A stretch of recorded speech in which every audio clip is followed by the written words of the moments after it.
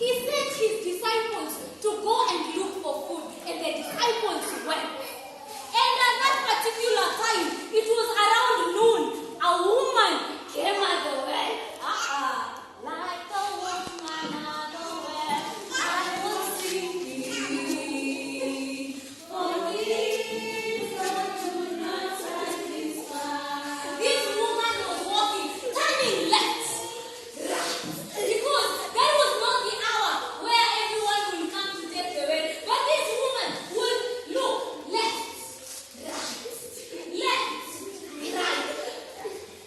And she came near the well and she saw Jesus and she was shocked.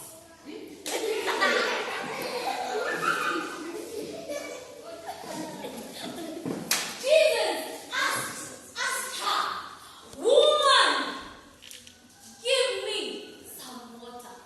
And the woman replied, "Samaritans don't share water with the Jews."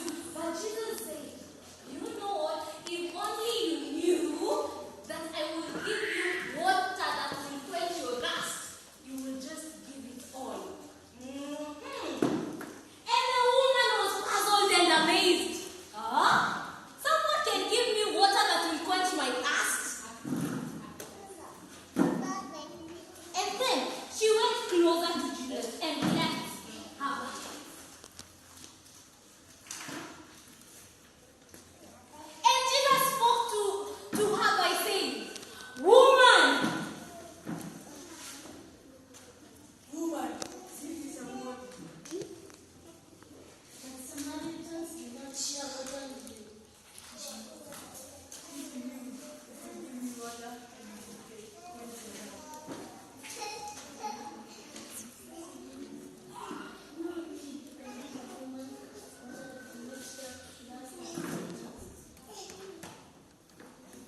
And do you know what?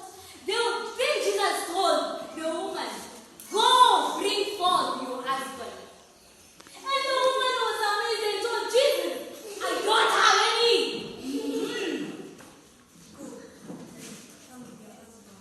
But I don't have any. Indeed, you say the right thing. Even the man that you are with right now is not your husband. And the woman was amazed and she ran to the village. Ran! And indeed, see her running. She ran to the villagers. Ran so swift. Come, everyone, come. Come and see the person who has told me the whole truth. Come and see the person that has told me the whole truth. Who will come?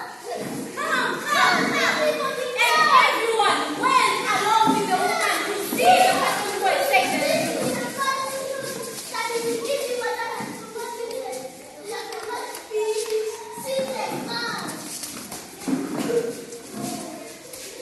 And indeed, you know what? Jesus loved us.